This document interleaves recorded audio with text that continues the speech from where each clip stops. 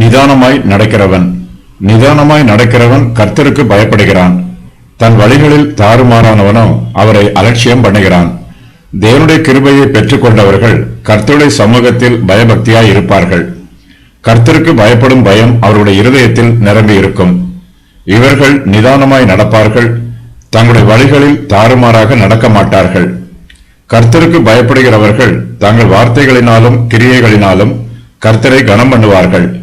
தங்கள் வழிகளில் தாறுமாறாக நடக்கிறவர்கள் கர்த்தரை அலட்சியம் பண்ணுவார்கள். பாவம் அவர்களை ஆளுகை செய்யும். அவர்களுடைய வாயின் வார்த்தையில் உண்மை இருக்காது. அவர்களுடைய உதடுகள் கர்த்தரை துதிக்கும் துதியை சொல்லாது. அவர்களுடைய பேச்சுக்களும் செய்கைகளும் கர்த்தருடைய சித்தத்திற்கு விரோதமாய் இருக்கும்.